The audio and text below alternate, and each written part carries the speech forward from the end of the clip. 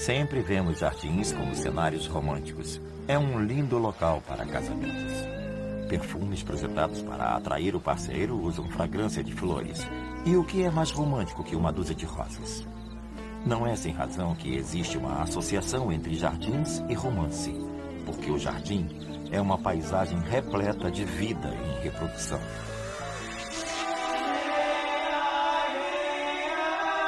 O mundo secreto dos jardins.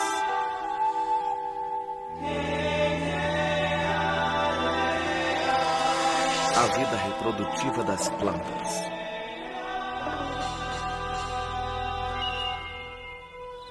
Distribuição Sinapse.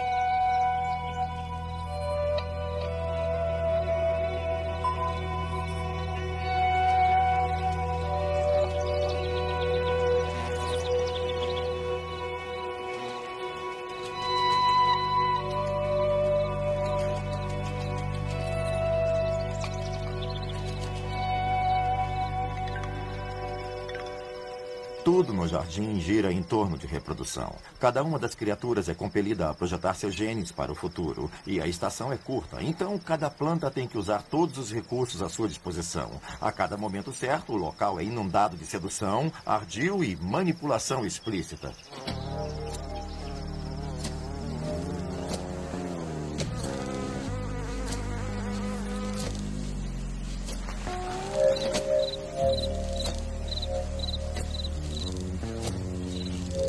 As plantas precisam se unir para que a reprodução aconteça. Diferentemente dos humanos, não podem se deslocar para conhecer o parceiro. Estão fadadas a um local. Por isso, a única maneira de acontecer a reprodução é ter um terceiro envolvido. Assim, as plantas incitam criaturas como insetos e pássaros a ajudá-las nessa reprodução. Num determinado dia, em seu jardim, duas diferentes flores e um inseto intermediário se unem em um trabalho de reprodução a três. Quando o abelhão se adianta em direção à lobelia azul em busca de néctar, um pequeno braço desce e pincela pólen em suas costas. A flor espertamente deixa o pólen num ponto bem ao alcance do abelhão para que ele o recolha antes de ir para a próxima flor para depositar sua carga.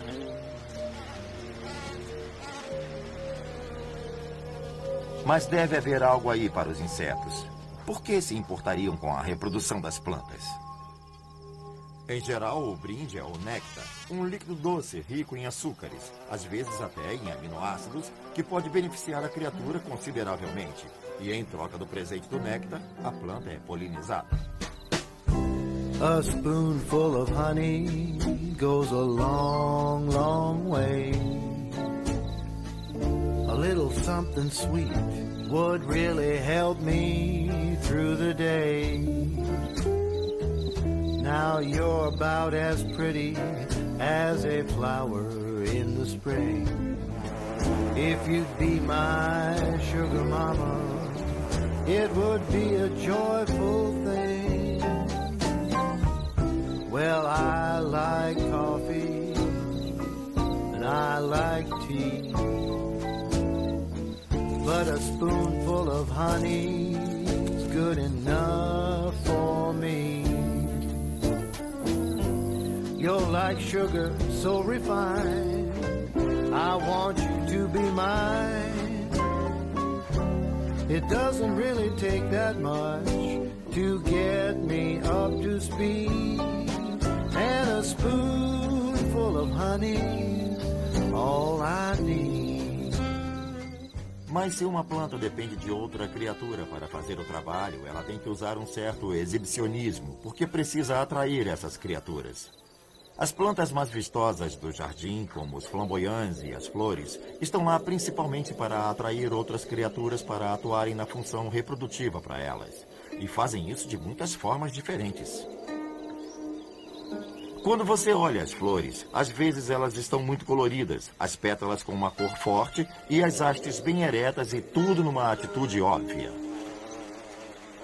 É fundamentalmente por isso que as criaturas que voam por lá não conseguem evitar serem atraídas. As plantas são, na verdade, bastante espalhafatosas nesse tipo de encargo, como se fosse um anúncio. Para fazer o trabalho ser eficaz, as plantas são muito seletivas em relação às cores. Por exemplo, a maioria dos insetos não vislumbra bem o vermelho e o roxo. Então, as plantas usam o recurso de usar cores vivas como o branco, o amarelo e o rosa para atrair muitos insetos. Na verdade, os insetos provavelmente não veem as cores com a mesma percepção que nós, porque eles têm uma forma diferente de visão.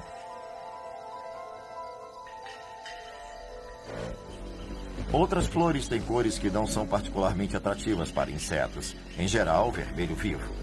Os vermelhos atraem outras criaturas, como beija-flores, que têm muito maior percepção dessa cor.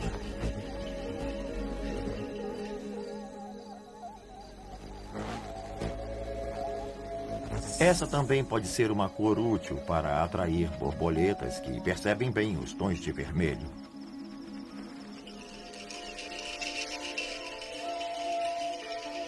Não apenas as flores usam as cores do flamboyant, como também as usam de formas específicas. Em geral, tem mais de uma nas pétalas.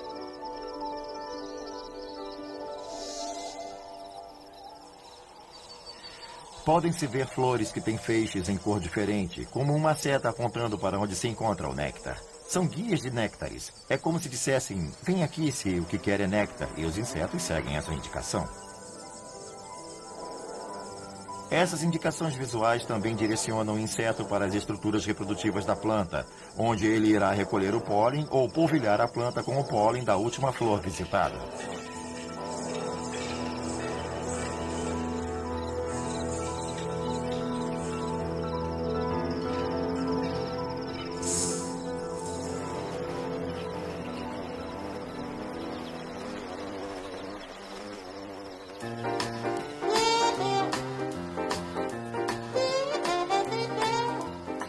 Quando olhamos uma flor, pensamos nela apenas como um agente de beleza, um símbolo de graça e charme, mas na verdade são puramente objetos reprodutivos. As pétalas, que são parte de exibição, são apenas atrativos ou guias. As partes realmente ativas das flores ficam mais no centro da planta e são um grupo de estruturas conhecido como estame e pistilo. As partes masculinas de uma planta são os estames, extensões elegantes que oferecem o pólen, o equivalente ao esperma para o mundo. As partes femininas são o pistilo, uma superfície viscosa que recebe o pólen. A função do pólen é sair da parte masculina de uma flor para a parte feminina de uma outra. Quando isso se faz corretamente, a fertilização ocorre e temos o potencial para criar um novo indivíduo.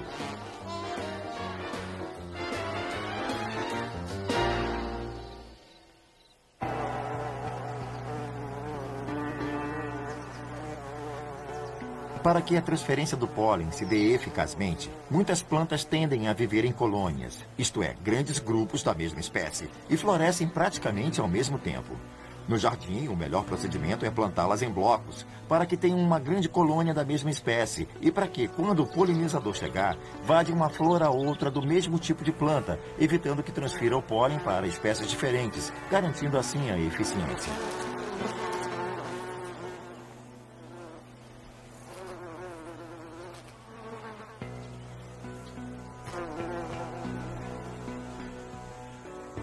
A beleza das flores tem um objetivo. Suas cores vivas, formas exóticas e fragrâncias fortes existem por uma razão e apenas esta: atrair outras criaturas para participar de sua reprodução. Muitas flores são grandes demais em relação às suas estruturas sexuais porque fazem questão de serem vistas à distância. Mas às vezes, elas têm uma forma elegante que diz ao eventual polinizador: vem para mim que terá mais chance de ser bem recompensado. Por exemplo, as flores tubulares não podem receber certos tipos de insetos com língua curta. Mas insetos com línguas compridas ou criaturas como os beija-flores com bico longo serão atraídos a flores tubulares porque reconhecem este formato como um lugar onde, com certeza, encontrarão néctar à sua disposição.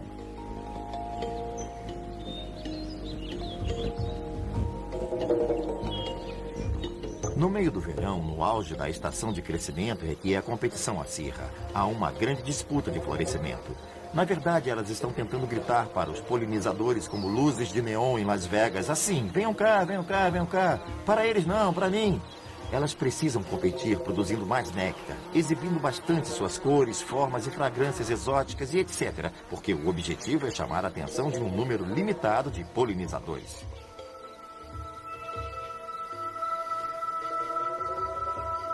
A forma de cada flor é projetada especialmente para atrair o polinizador ideal para a planta.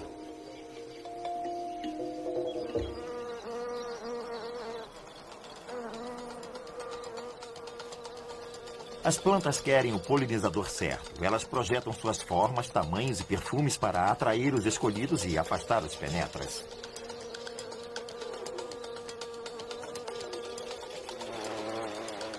A dedalheira é bastante atraente para os beija-flores. Tem uma área de pouso para os abelhões ficarem antes de lhes dar de beber.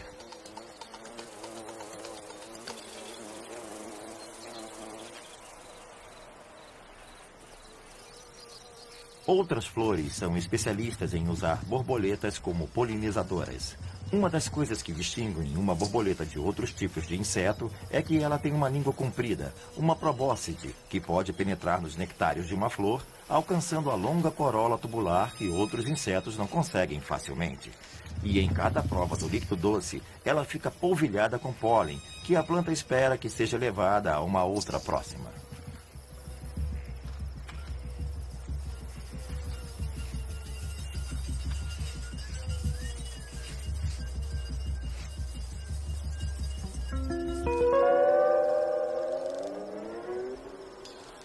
Como na maioria das espécies, a polinização cruzada leva a uma nova combinação de genes. Portanto, o objetivo de muitas plantas é partilhar seu pólen com as vizinhas para aumentar suas chances de sucesso em futuras gerações.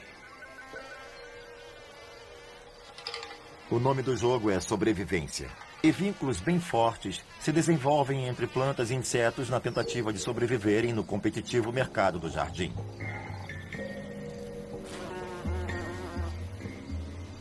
As gencianas desenvolveram um laço forte e exclusivo com os abelhões. Elas guardam seu pólen fechado como num embrulho que só os abelhões sabem abrir. E isso porque ninguém mais tem o poder de abrir suas pétalas para descobrir o tesouro do pólen que está ali no centro. Esse tipo de marketing, contudo, oferece certo risco. Se a população de abelhões for baixa ou se houver muitas outras fontes de néctar disponíveis, a planta pode se trancar e nunca mais disponibilizar pólen. Isto é, ela não passará seus genes para a próxima geração.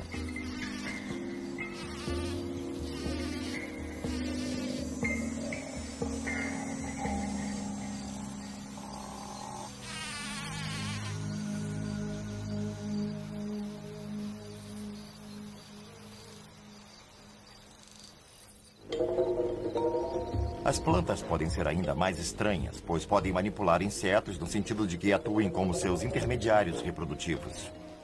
No caso da Lobelia cardinalis ou dos cardeais, as pétalas de cima da flor têm suas partes reprodutivas meio pendentes.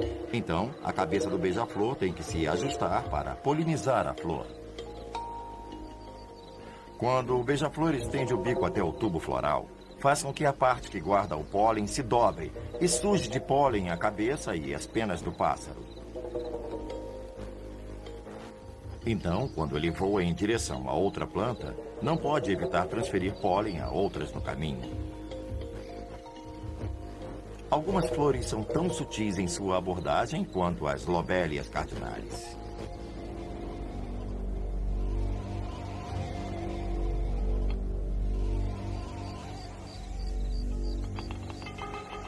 As asclépias têm flores bonitas que parecem orquídeas em cachos e atraem uma grande variedade de insetos polinizadores. Mas os mais eficientes são os que têm pernas finas e longas, porque durante o ato têm uma certa dificuldade de se manter sobre as flores. Se os pés se mexem um pouco, não podem evitar deslizar para um pequeno sulco entre as pétalas adjacentes. Quando tentam sair desse sulco, esbarram num pequeno filamento que tem ali presos 2 sacos de pólen, e este fica tão grudado em seu corpo que, ao voar até a próxima flor, é impossível o pólen não cair durante o trajeto.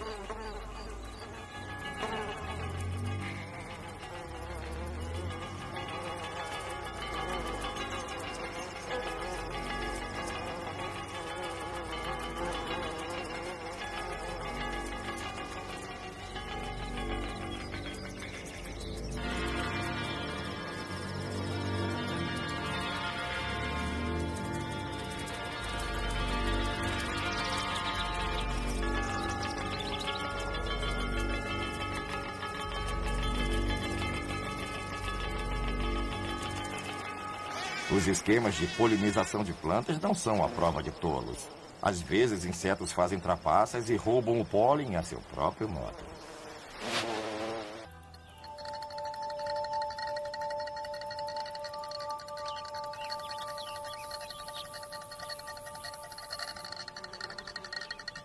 Você pode pensar que isto seja uma flor simples, mas ela é formada de centenas, se não milhares de pequenas florezinhas, todas juntas num único corpo.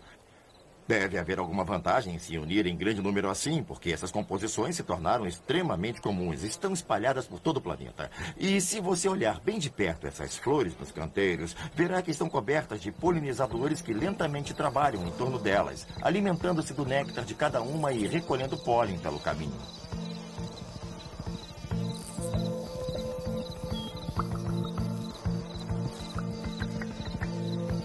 Muitas plantas são capazes de usar mais de um tipo de polinizador. Às vezes, elas chegam a ser promíscuas. Usam muitos polinizadores, enganando todos com o mesmo jogo.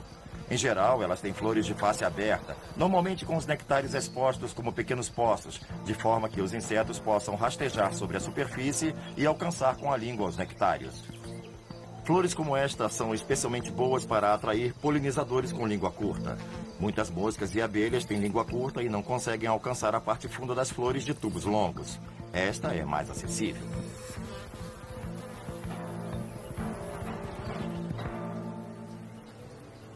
Mas isso também significa que essas plantas têm longo tempo de florescimento, isto é, há um processo contínuo em andamento, talvez de 6 semanas.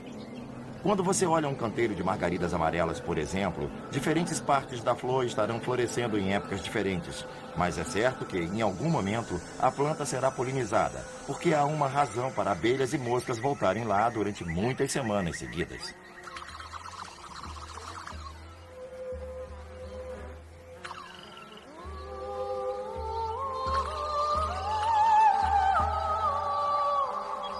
Para assegurar, garantir que irão mesmo atrair insetos, as plantas não se limitam apenas a usar o truque do visual. Elas usarão toda a munição disponível em seu arsenal para trazer os insetos para si. Elas também usam a fragrância para atraí-los. Cheiros doces e perfumados, compostos voláteis que se dispersam facilmente na atmosfera e podem chamar a atenção de insetos em áreas abertas. Esses aromas suaves são uma forma de se anunciar. Elas estão dizendo, se vier a fonte deste aroma, ganhará o néctar.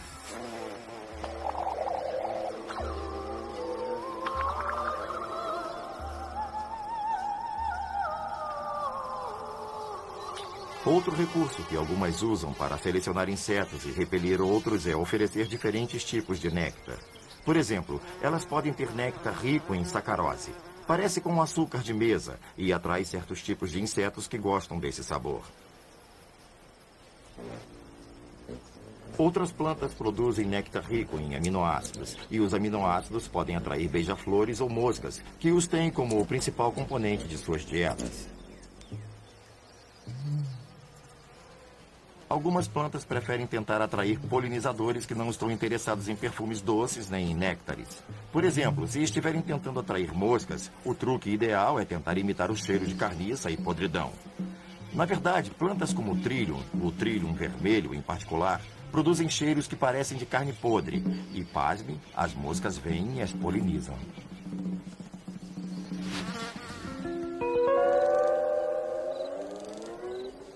Nem todas as plantas, claro, produzem flores. Aliás, plantas mais primitivas, e muitas delas existem até hoje, simplesmente não se reproduzem com pólen.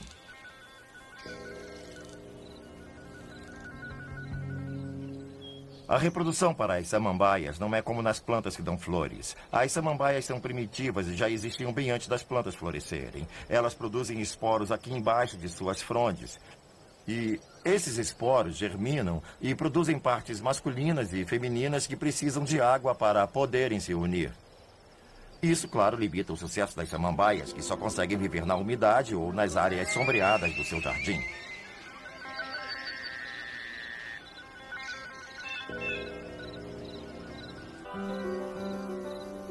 Plantas geralmente caem em duas categorias, anuais e perenes. As anuais são plantas que completam o ciclo de vida inteiro numa estação de crescimento. Significa que tem que crescer como loucas, produzir o máximo de sementes possível e morrer. As perenes têm que percorrer um outro caminho. Elas vão querer medir sua energia e nutrientes por anos. A cada ano vão florescer, produzir um grande número de sementes, se puderem, e guardar o suficiente para que vivam um inverno e possam fazer todo esse processo novamente.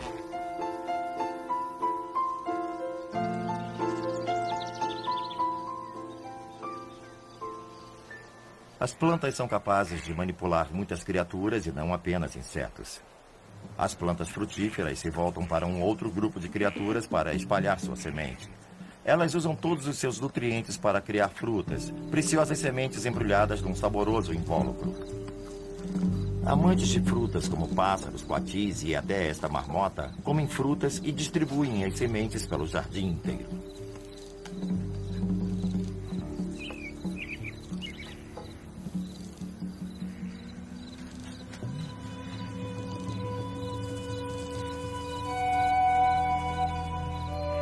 Enquanto a beleza das samambaias e das flores enfraquece, algumas plantas resistem por mais uma estação.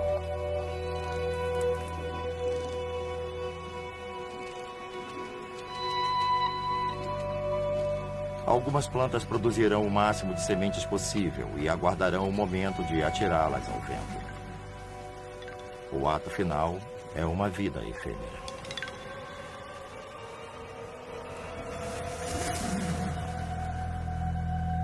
Versão brasileira Animavox.